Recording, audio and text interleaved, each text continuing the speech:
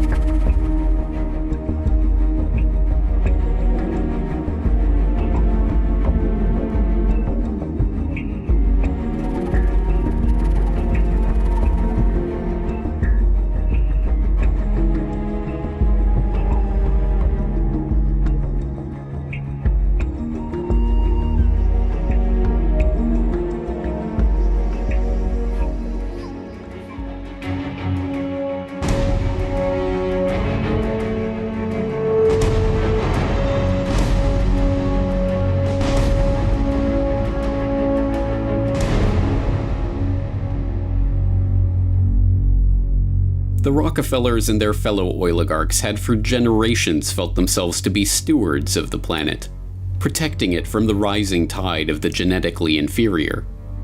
They were not about to give up that quest. They would simply have to package it under a different name.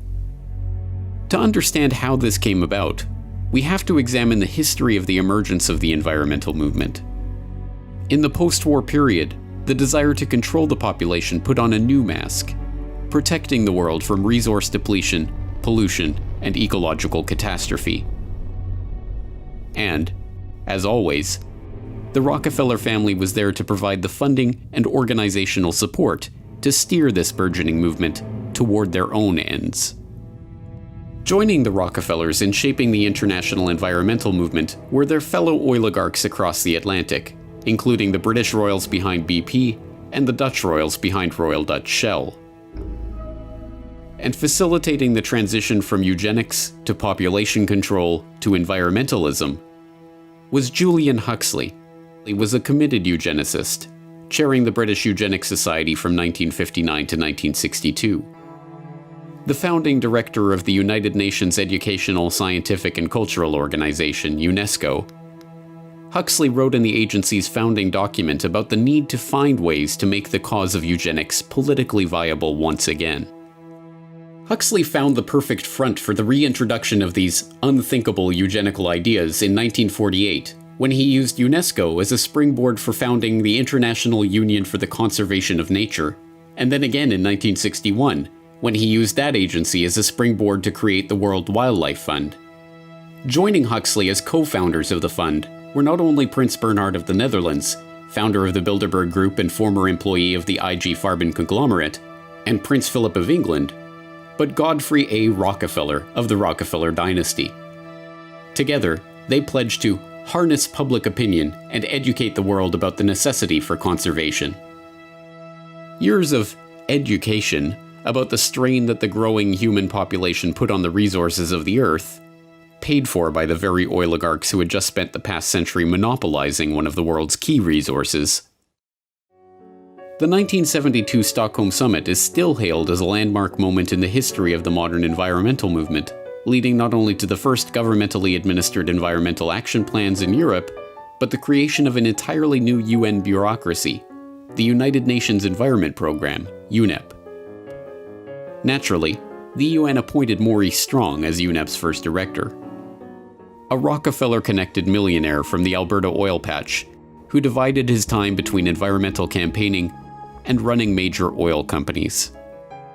In 1987, Strong helped to organize another environmental conference, dubbed the Fourth World Wilderness Congress, ostensibly to talk about the environment. What they actually discussed was altogether more incredible. I suggest, therefore, that this be sold not through a democratic process. That would take too long and devour far too much of the funds to educate the cannon fodder, unfortunately, which populates the earth. We have to take almost an elitist program and look to the future in time frames and in results.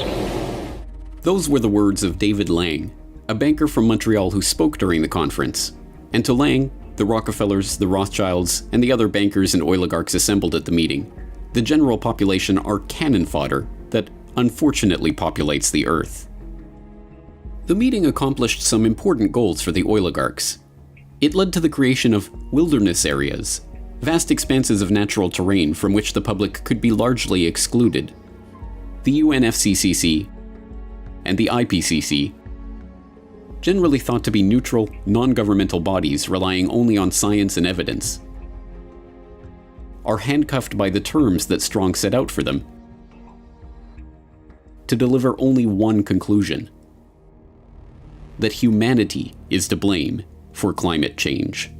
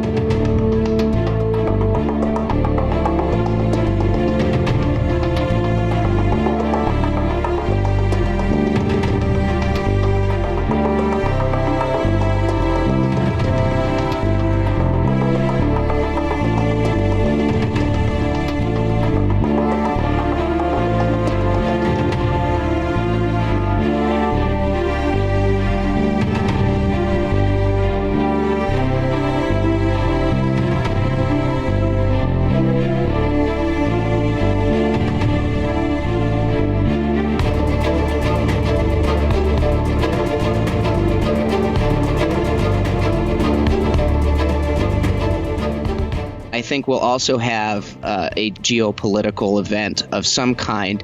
It's looking like, so far, either North Korea or Saudi Arabia, Lebanon, Iran, that situation over there will be the geopolitical distraction that covers for the economic downturn. But when we go to war. In my view, and I've outlined this in numerous articles, is that it's advantageous to the globalists to begin diminishing the U.S. dollar and eventually what looks like it will be a cashless or a digital currency system.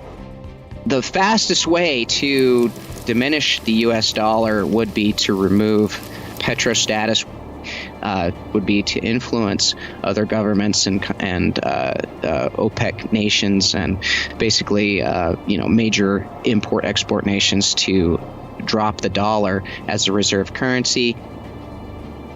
Once petrostatus is lost, or eventually reserve currency status is lost, then we would see massive inflation in the United States.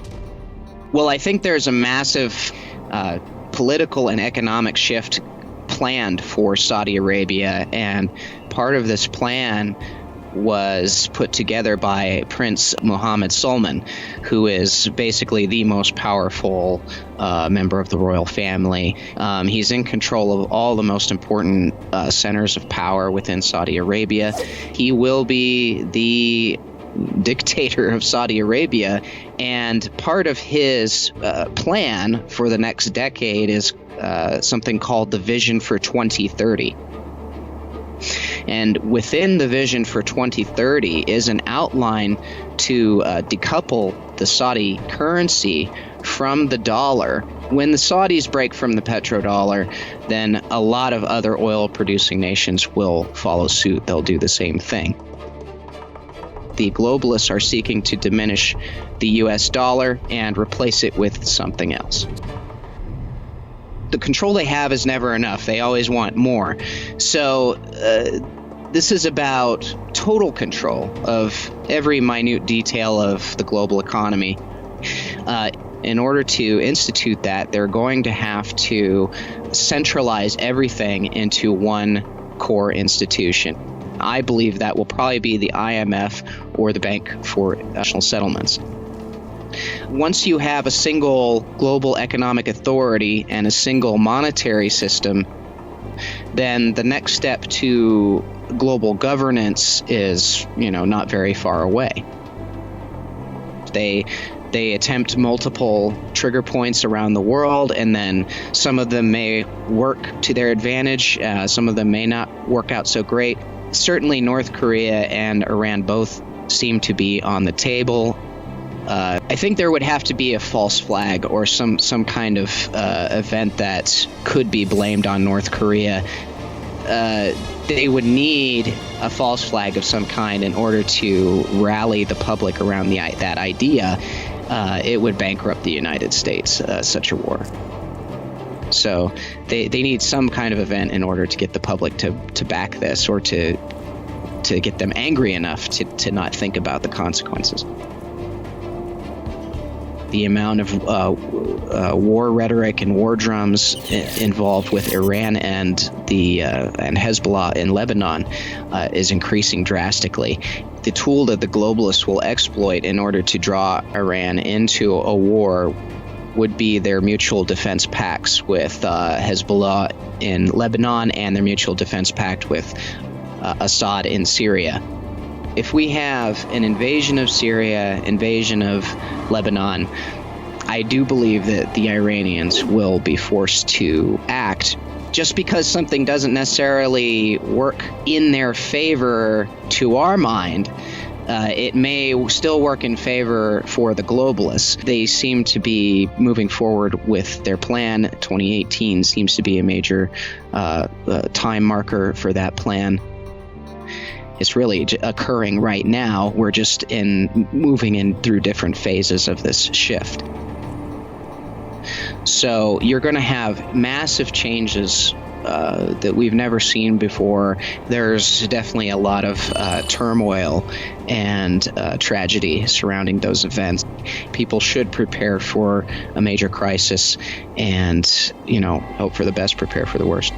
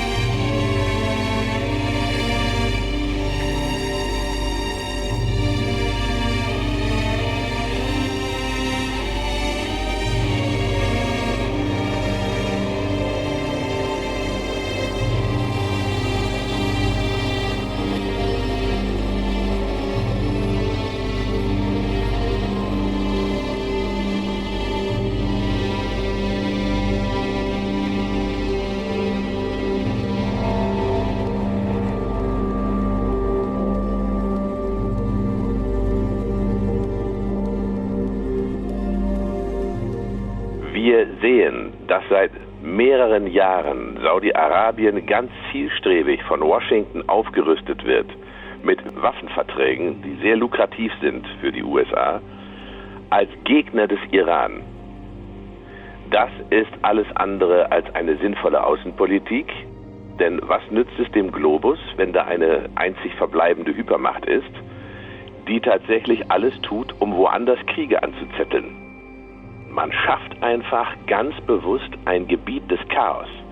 Mit diesem Chaos kann man alles machen. Menschen massenhaft an Hunger sterben lassen, andere massenhaft unterdrücken und töten. Insgesamt einen ganzen Staat so durcheinander bringen, dass er auf Jahrzehnte nicht mehr regierbar ist. Das ist ja das Ziel eigentlich vieler solcher Operationen. Die USA sind ja keine Ordnungsmacht mehr, sondern sie sind eine Macht des internationalen Chaos, des internationalen Untergangs, des internationalen Rechtsbruchs. Und das haben wir in Jemen, wo Millionen Menschen hungern. Und man hat so das Gefühl, wenn irgendwo was schief geht, dann ist der Iran schuld. Wir haben das anti-iranischste Kabinett in der amerikanischen Geschichte. Wir sehen viele, viele Bewegungen, die alle darauf hinauslaufen, dass man ja doch den Iran angreifen könnte.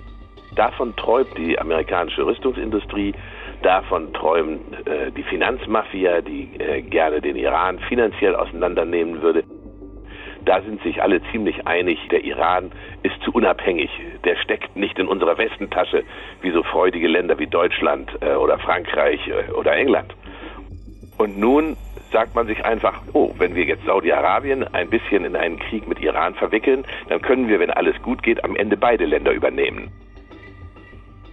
Das wäre doch toll. Und dann hätten die Völker dort überhaupt nichts mehr zu sagen. Und die machen dann also Partnerschaft mit einem neuen iranischen Regime und einem neuen saudischen Regime, taufen das Ganze in Demokratie um. Das sind dann so die Sprachregelungen. Und dafür wird Saudi-Arabien benutzt, andere Staaten werden da reingeschoben und Washington regiert die ganze Kiste mit Waffenlieferungen und mit politischem Druck und mit persönlicher Bedrohung. Noch immer hat das Finanzkartell zu Kriegen gegriffen, um die Völker davon abzulenken, dass unser Finanz- und Geldsystem ein riesiges Stück Korruption ist und nichts anderes. Darum geht es tatsächlich. Denn ich sage es gerne nochmal, obwohl es schrecklich ist, das Finanzsystem ist überdreht. Es droht zu platzen. Und Washington bemüht sich, das alles anzufeuern, obwohl weder in den USA noch in der ganzen Welt irgendwer Lust hat auf einen großen Krieg, außer ein paar ganz raffgierigen Konzernkartellbonzen. Wir sehen auch eine Allianz diesbezüglich zwischen Saudi-Arabien und Israel. Wie erklären Sie das? Jetzt könnte man sich hinstellen und könnte lächeln und sagen, wunderschön, dass endlich mal eine gute Freundschaft zwischen Arabern und Juden sich da herausbildet und dann könnte ja diese Region in einen wunderbaren sonnigen Frieden einmünden. Das Problem ist aber leider, dass diese beiden Kräfte sich ja nicht im Positiven und für gute Ziele und für menschliche Ziele miteinander verständigt haben, sondern wie zwei Bankräuber haben sie sich entschlossen, gemeinsam die Region zu terrorisieren. Und das kann man nur erklären mit der ungeheuerlichen Korruption im saudischen System. Je eher diese unsägliche Allianz zu Ende geht, desto besser für alle Menschen in der Region. Was da passiert, ist, dass die Völker merken, dass eine Ordnungskraft im Nahen und Mittleren Osten der Iran ist und nicht Saudi-Arabien. Seit Jahr und Tag beobachte ich die iranische Politik. Seit Jahrhunderten hat der Iran niemanden angegriffen. An allen Ecken und Enden zündeln unsere amerikanischen Freunde herum. Ob das nun in Afrika ist, ob das im Nahen und Mittleren Osten ist, ob das in Fernost ist. Europa begreift nicht, dass das Zündeln Europa hineinziehen könnte in diesen Morast, der da im Nahen und Mittleren Osten ohne Not angerichtet wird.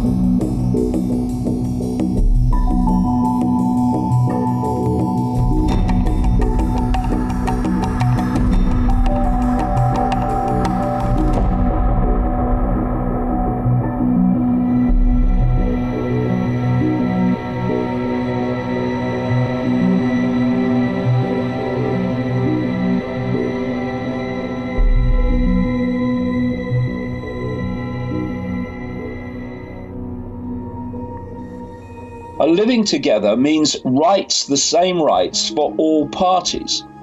Now, that's the only way that this is going to be resolved, through fairness, through justice, and through everyone having the same rights as everyone else. Now, of course, that's not happening, and it's not happening for a simple reason. They don't want it to happen because they don't want a peaceful settlement. And what we're seeing here, again, is the manipulation of a hostile response against Israel that will then be used to justify the state-of-the-art weapons response to it and the acquisition of more and more land. The ultra-Zionist inner core that runs Israel and answers to the Rothschilds own Donald Trump. They put him into power.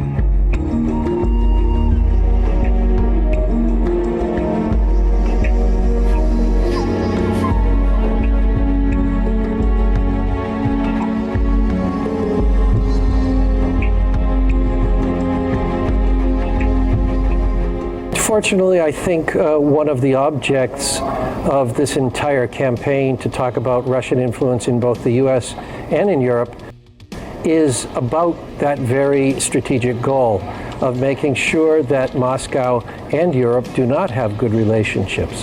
Hence the creation of this idea of the Russian threat, which apparently they're telling us is in every part of our lives, but of course it isn't. It is being blown up to make people think of that way, and unfortunately our state of civic education isn't strong enough for many people to do the discerning work to debunk some of these more outrageous theories of Russian influence.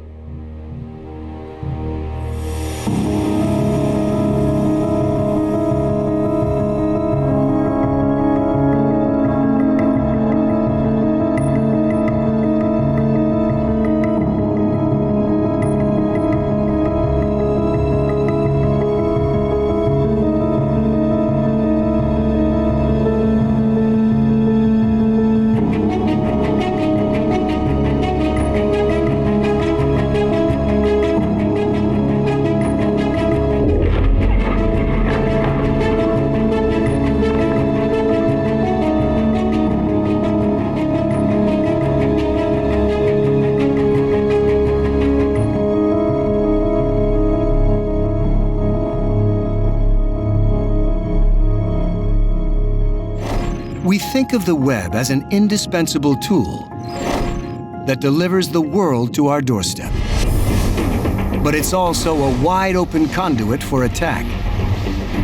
We've learned to live with cybercrime, identity theft, credit card fraud, hacking, and stealing personal information.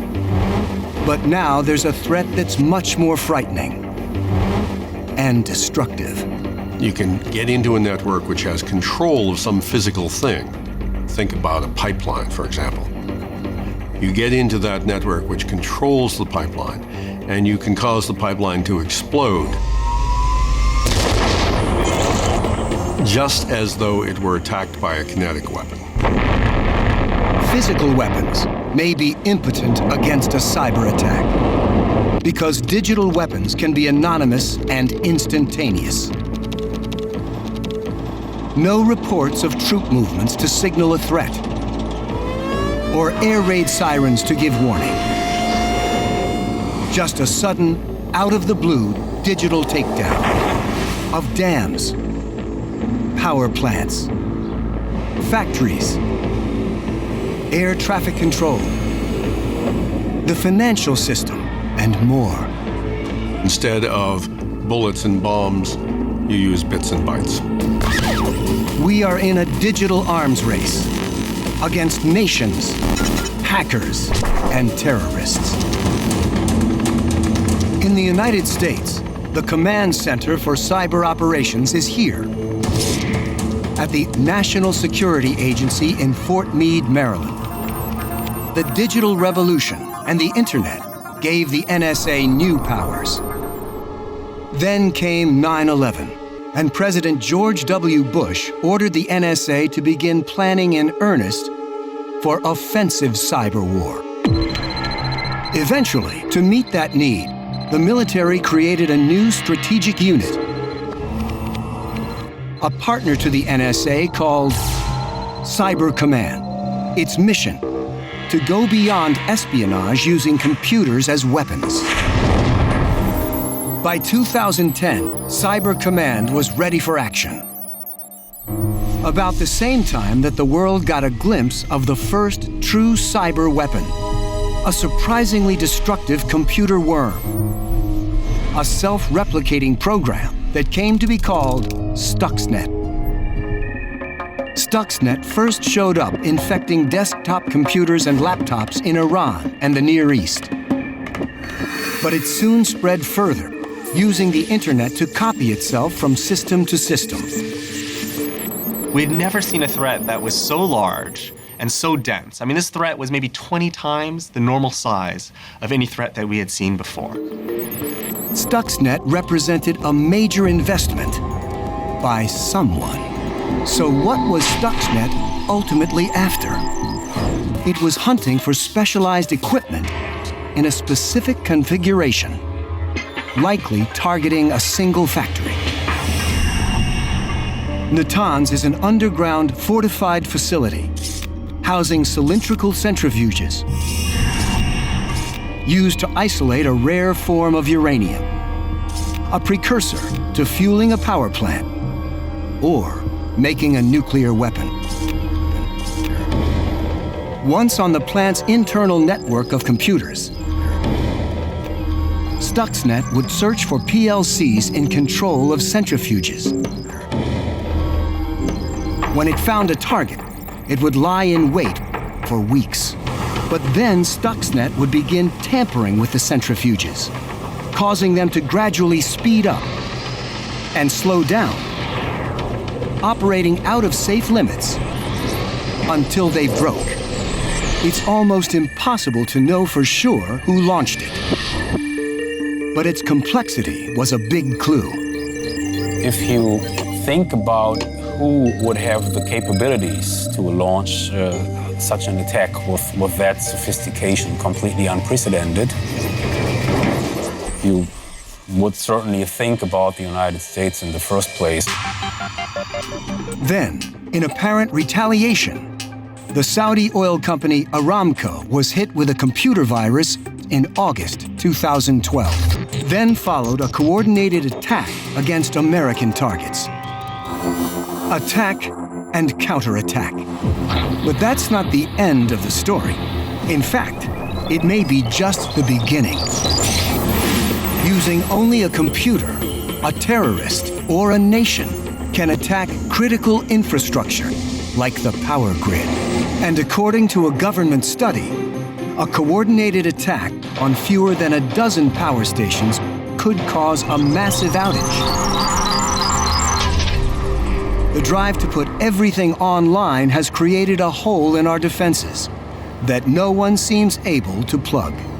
I think it's highly likely that any war that began as a cyber war would ultimately end up being a conventional war with bombers and missiles. Unless we find a way to counter these threats,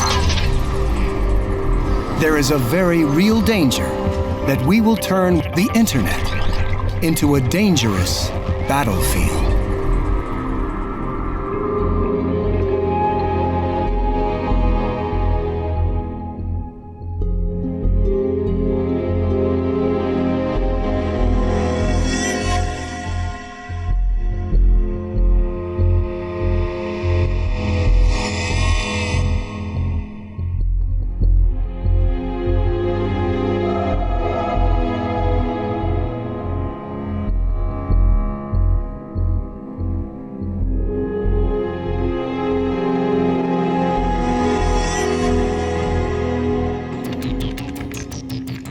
Most people don't realize that when they use their computer for browsing the web or checking their email,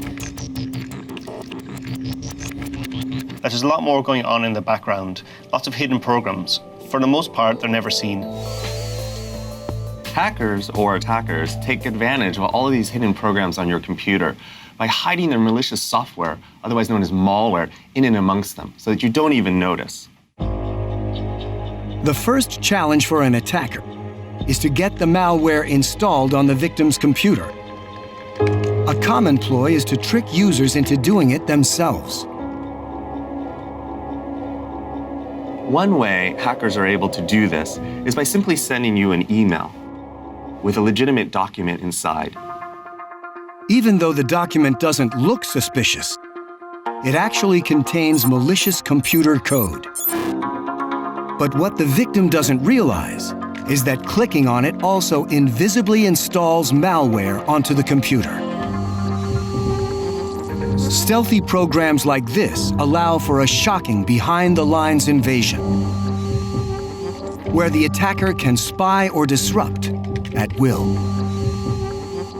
I can even take screenshots of his computer and watch all of his keystrokes via something called a keylogger. He's logging into his email right now, and I can actually get his username and his password. Not only that, but we can also get video by turning on the webcam, and I can actually see what my victim looks like, all without him knowing.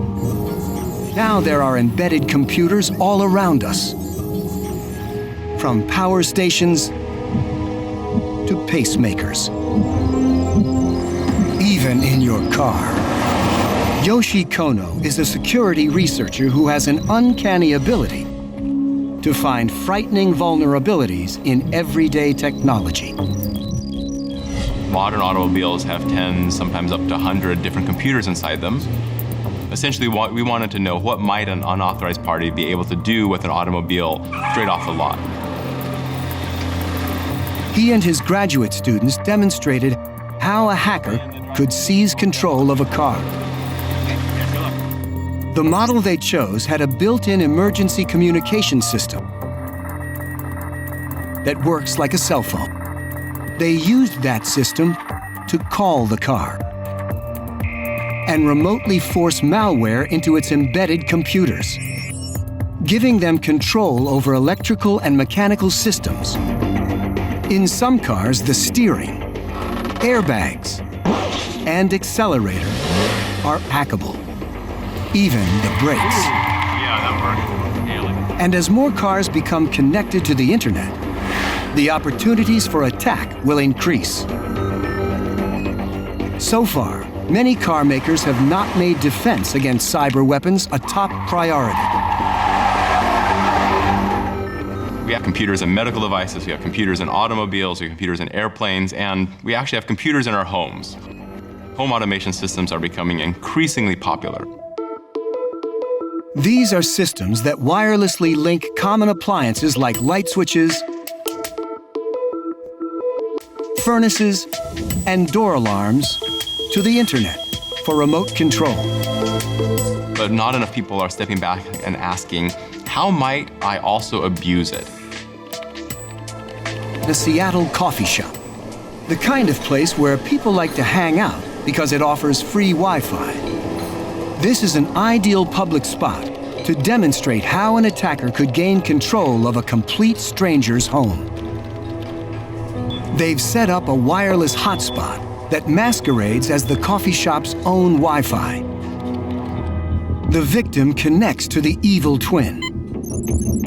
The attackers can now spy on everything flowing to and from the victim's laptop.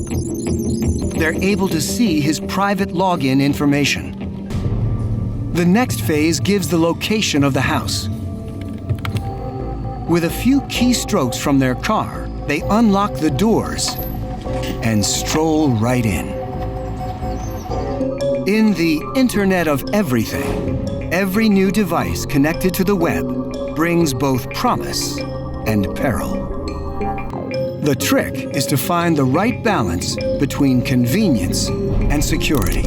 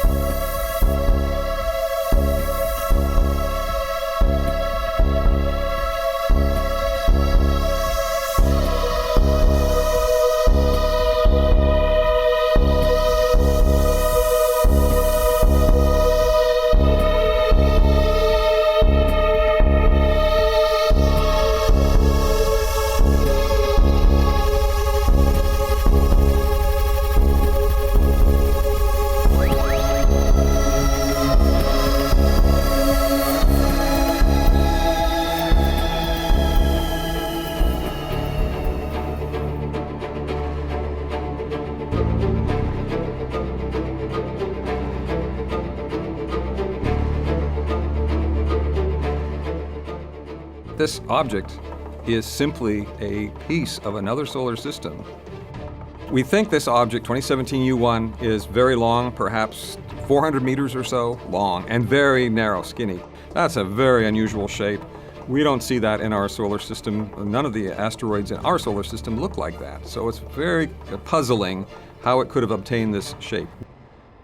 We will be detecting more of these in the future.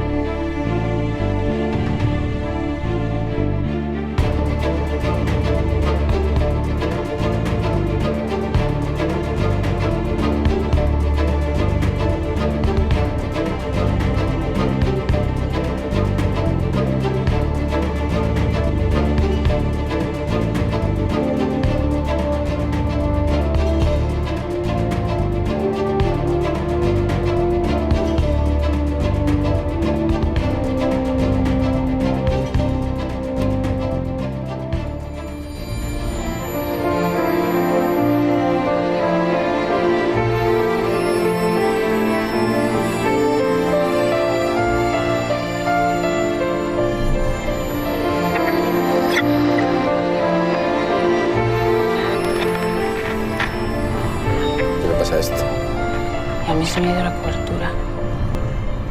Eso es un OVNI.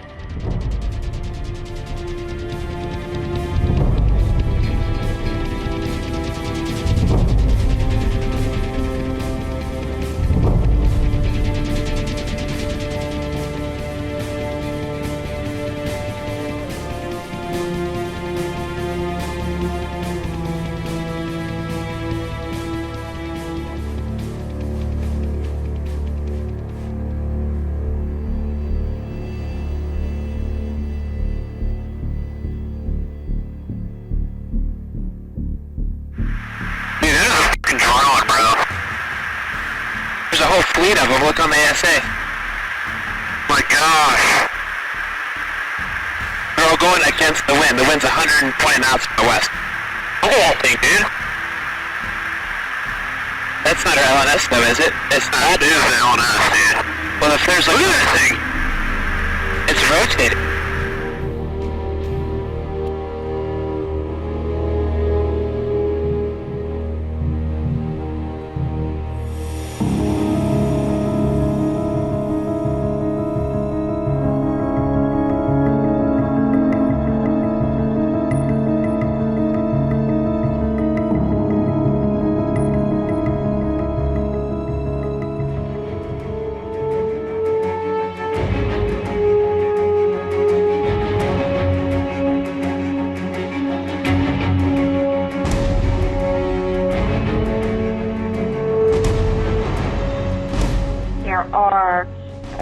Thousands and thousands of other life forms within the Earth plane, you know, visiting the Earth for sure, coming and going, but also some of them are here as well.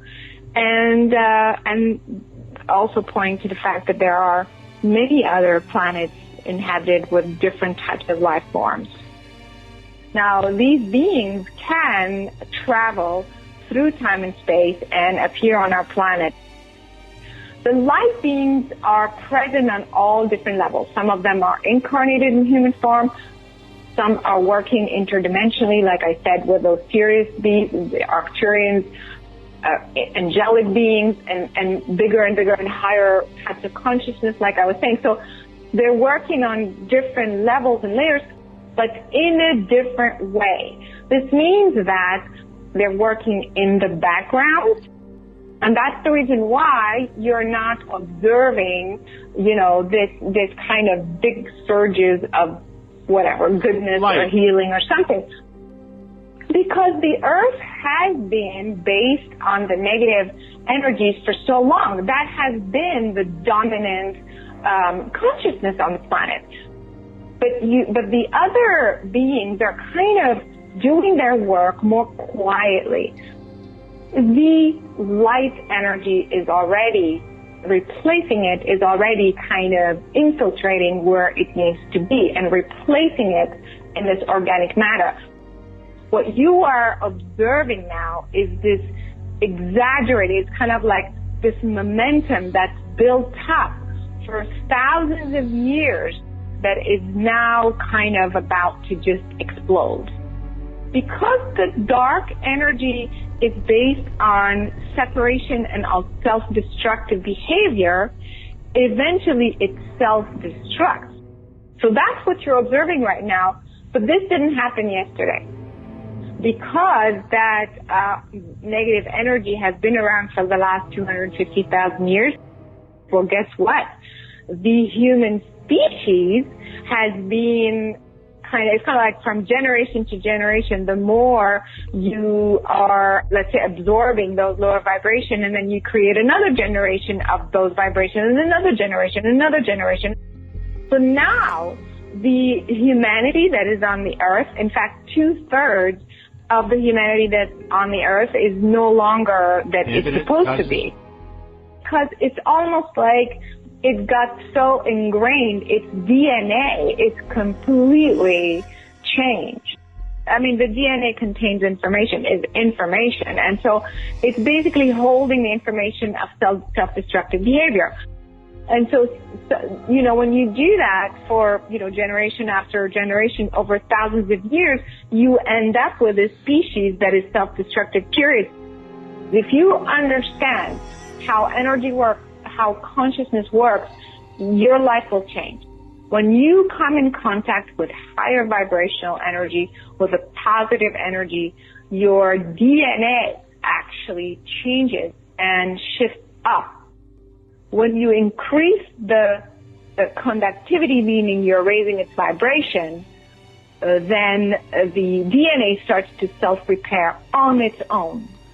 So those very light beings, they are really working on a much larger, kind of the much bigger picture, how to move not just humanity, but the whole planetary system, the whole galaxy forward in evolution. They're not kind of involved in the day-to-day, like, okay, how to resolve the U.S. elections or something, you know what I mean? Like, it's a much bigger scale. They're moving the entire planetary consciousness towards like the next 1,000 years at a time. Imagine you are you're running a marathon.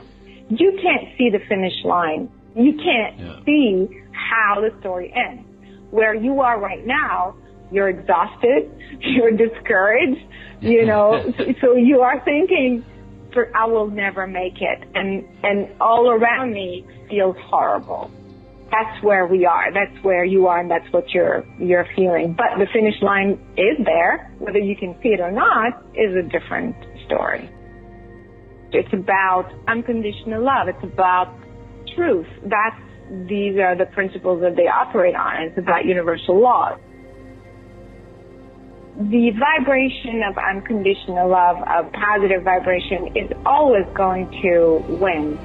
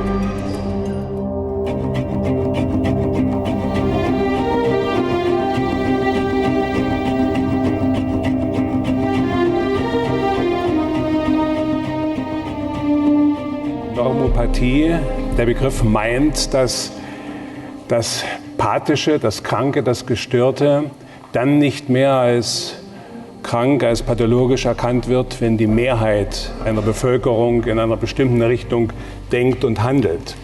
Denn was die Mehrheit tut, das wird ja wohl richtig sein. Unter dem Blickpunkt Normopathie entsteht falsches Leben dann, wenn eine große Zahl, eine Mehrzahl der Bevölkerung auch falsch lebt. Dann muss man sich fragen, wie entwickelt sich eine Normopathie, also eine gesellschaftliche Fehlentwicklung, die von der Mehrheit getragen wird. Wenn ich die gegenwärtige Demokratie auch als eine normopathische Gesellschaft beschreibe und begreife, dann ist es ganz wichtig, dass man die großen Werte einer demokratischen Gesellschaft, also Demokratie an sich, aber auch Freiheit und Liberalität, nicht nur als äußere Werte begreift, sondern eben auch als innerseelische Fähigkeiten und Möglichkeiten, die natürlich eingeengt sind, wenn wir Selbststörungen haben, wenn wir in der Folge der aufgezählten Selbststörungen eben nicht zum demokratischen, zum freiheitlichen und liberalen Verhalten innerseelisch in der Lage sind. Was meint das?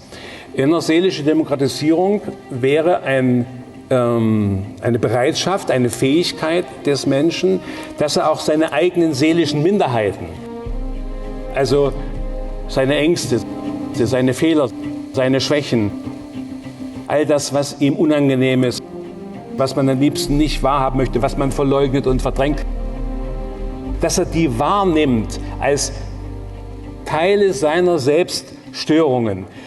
Denn das ist die Voraussetzung, dass man nicht mehr andere damit belasten muss, dass man das nicht projizieren muss.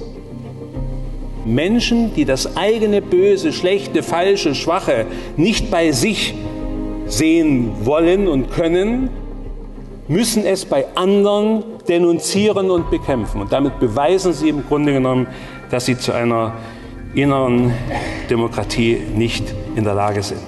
Das heißt, es gibt eine systematische Einengung unserer Orientierung, unserer Information, und das hat etwas damit zu tun, dass im Grunde genommen die Krise unseres falschen Lebens, die Krise unserer Normopathie nicht erfasst werden soll, denn die wird an diesen Symptomen deutlich. Ich unterscheide das Selbst von dem, was andere oder was wir in anderem Zusammenhang das Ich nennen.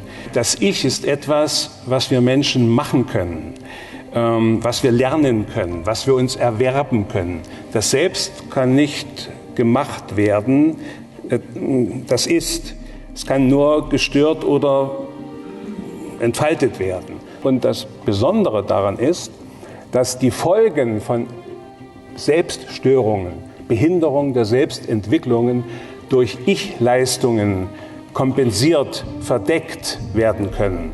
So erklärt sich etwas, dass Menschen mit großartigen Ich-Leistungen, die damit mächtig, berühmt, reich werden können, dass die eigentlich schwerste Selbststörungen haben, die aber nicht erkannt werden, weil sie durch sekundäre Ich-Leistungen kompensiert werden. Man kann großartige Leistungen, eben dann auch Ich-Leistungen vollbringen, wird aber nie die Ruhe, die Befriedigung erfahren, die durch wirklich vermittelte Liebe wäre. Liebe ist die Fähigkeit, dafür zu sorgen, dass es dem anderen gut geht. Deshalb wird jede narzisstische Anstrengung, beweisen zu wollen, dass man wer ist, immer in die Sucht enden, immer unendlich bleiben und unzufrieden lassen, weil es keine natürliche Befriedigung gibt. Und wo bin ich? Sozusagen narzisstisch, gierig, konsumsüchtig und betreibe diese narzisstische Gesellschaft mit. Erst wenn ich Antworten geben kann, wo das bei mir sitzt, wie ich damit umgehe und wie ich es zu regulieren lerne, dann gibt es eine Chance, dass ich wenigstens sozusagen selbst zu einem Stück ehrlicherem Leben finde. Und ja, wenn es viele tun, dann hätten wir schon viel gewonnen.